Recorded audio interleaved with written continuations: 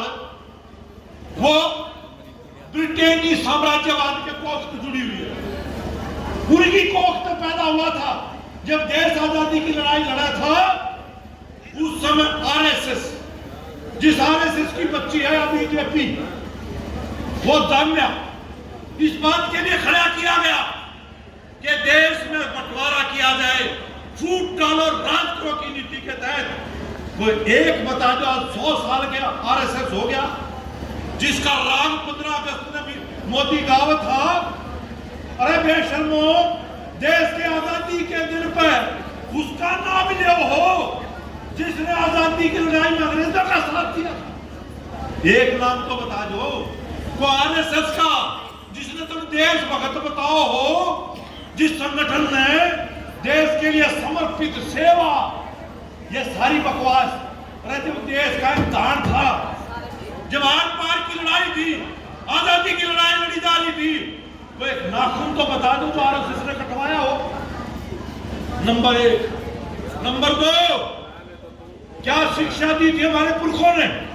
साम्राज्यवाद से लड़ने का एक ही तरीका है, सारा देश, चाहे वो बंगाली है कि मराठी है, वो पंजाबी है कि हिंदी है, वो तेलुगु है कि मलयाली है, वो हिंदू है कि मुसलमान है, वो सिख है कि ईसाई है, वो महिला है कि पुरुष है, सारा देश एक होकर के तब देश को आजाद किया जा सकता है। यही गांधी ने शिक्षा दी, यही सुभाष ने दिया, यही भगत सिंह ने दिया, यही अम्बेडकर ने दिया।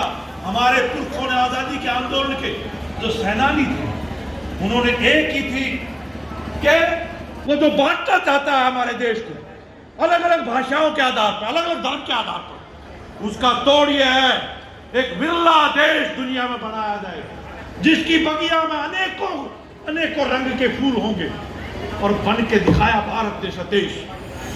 लेकिन इनकी राजनीति क्या है? इनकी राजनीति वही है जो बाहर के दुश्मन को आसान कर देता है हमला करने का।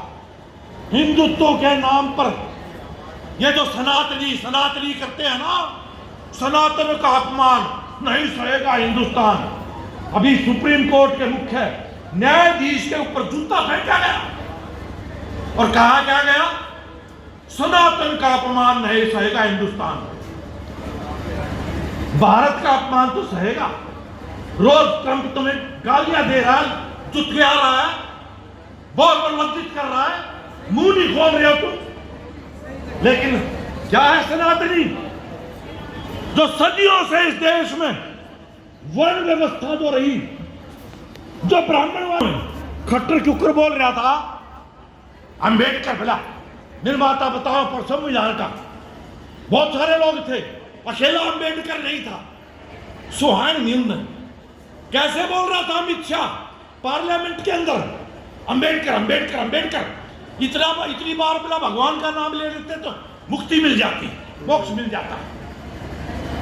अंबेडकर के नाम से छींटे ला गए।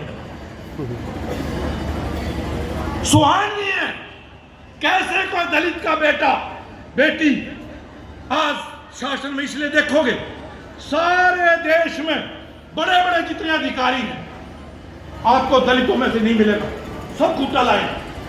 वह फिर पाया कि जुटी ऐसे ही महिलाओं के प्रति है, अल्पसंख्यकों के बारे में बताया कॉमरेड ने, मुसलमानों को।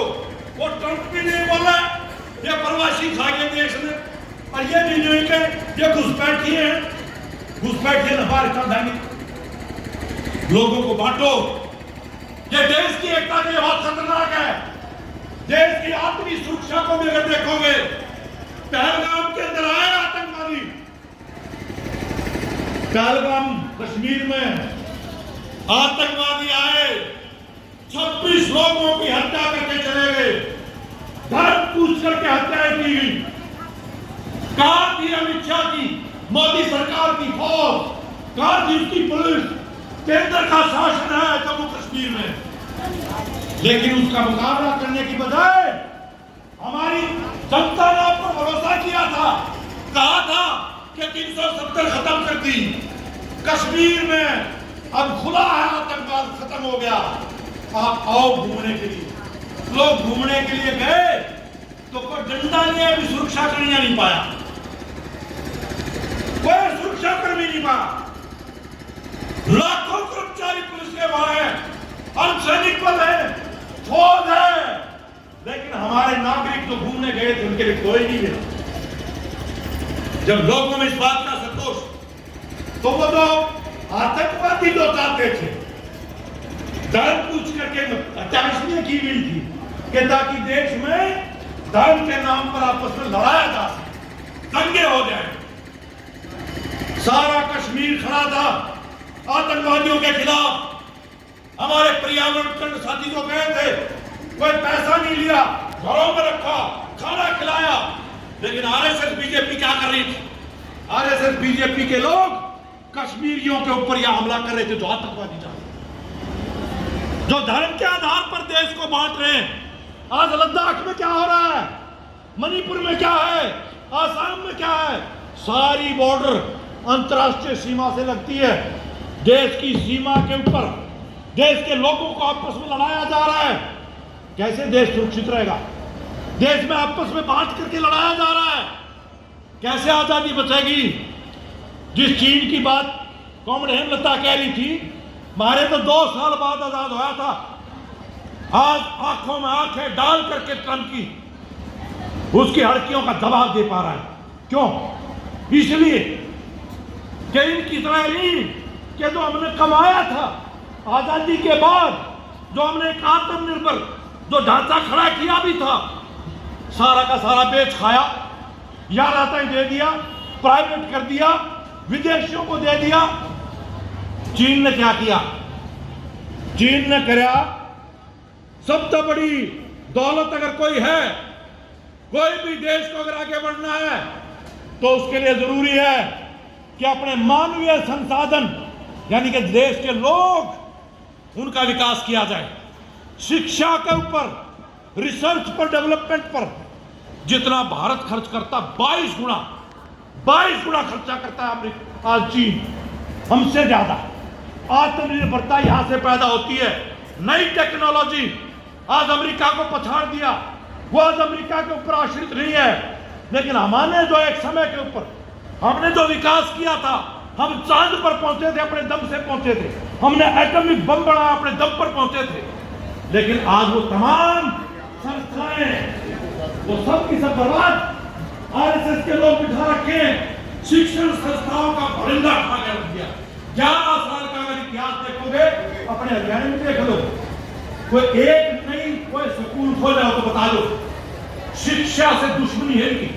गरीब लोग, दलित, महिलाएं, ज्ञान का अधिकार जो पहली बार हमारे संविधान में मिला था, उसको वापस खींचने की तैयारी है। 5000 स्कूल बंद कर दिए, नया एक स्कूल नहीं खोला।